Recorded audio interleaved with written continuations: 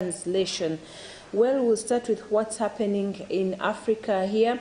Ethiopian Airlines will resume flights to the capital of the war-torn northern region of Tigray, starting today, the first commercial flights to Tigray in about 18 months. The airline said in a statement that it is set to fly out today.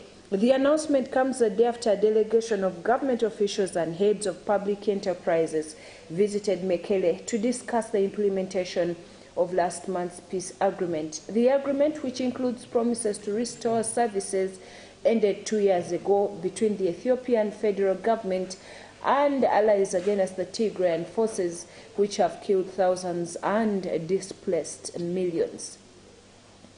Moving on, in Burkina Faso, 10 people have been killed and several injured when their bus hit a roadside bomb in eastern Burkina Faso, according to the country's government. The bus was traveling from the market town of Fada Ngoma, about 120 kilometers from the capital Ouagadougou, to the border town of Kanchari, near neighboring Niger. The vehicle was traveling near the village of Bongui on Sunday afternoon when it hit a mine, according to Colonel Herbert Yemego, the regional governor. The injured were taken to the hospital, the main town in the east, and the rest of the passengers on the bus disappeared. The government is restoring security to the area and trying to locate the missing passengers. In the Middle East, the UN Security Council has denounced Taliban government policies targeting women and girls in Afghanistan. The Taliban have banned women from attending university and working for non-government organizations within the last week. The 15-member Security Council says it was deeply alarmed by the increasing restrictions on women's education. The UN Secretary General Antonio Guterres said that the latest restrictions must be revoked.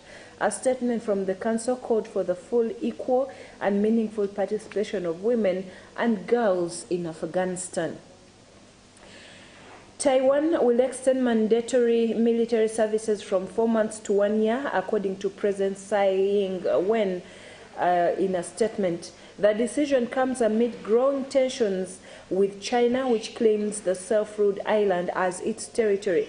Speaking at a press conference yesterday, President Tsai announced new plans to bolster Taiwan's defense in the event of an attack from Beijing. President Tsai said conscripts will also undergo more intense training, borrowing some elements from the U.S. and other advanced militaries. She added that the island's current defense system was inadequate to cope with the aggression from China, which has one of the world's largest and most advanced militaries. Still in Asia, Chinese people have rushed to book overseas travel after Beijing announced it would reopen its borders next month. Passport applications for Chinese citizens wishing to travel internationally will resume from the 8th of January, according to the Immigration Administration. It follows an announcement on Monday that ended almost 3 years of strict quarantine rules for arrivals. Travel sites have since reported a spike in traffic. Chinese tourists will not have unfettered access to all countries. Russia has banned oil sales to countries and companies that comply with the price cap agreed by Western nations earlier this month. The price cap, which was agreed by the G7 group of nations, Australia and the European Union, came into force on the 5th of December. The cap prohibits countries from paying more than $60 per barrel of Russian oil.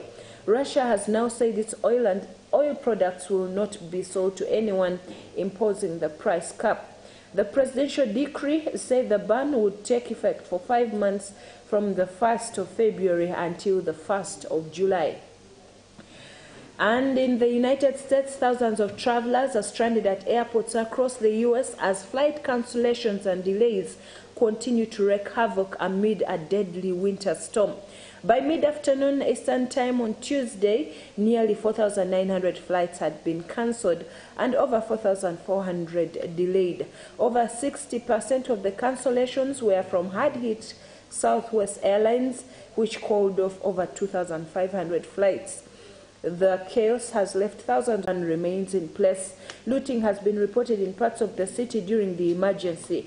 The winter storm has also forced the cancellation of thousands of flights, including about 4,800 yesterday morning alone. Thousands of passengers have been left stranded at airports across the country. Well, that brings us to the end of this morning's news update. Thank you for watching Channel 44. I remind you of the 31st crossover overnight here at the Miracle Center Cathedral. Pastor Robert and Pastor Jessica Kayanja are inviting you. It's happening this Thursday on the 31st.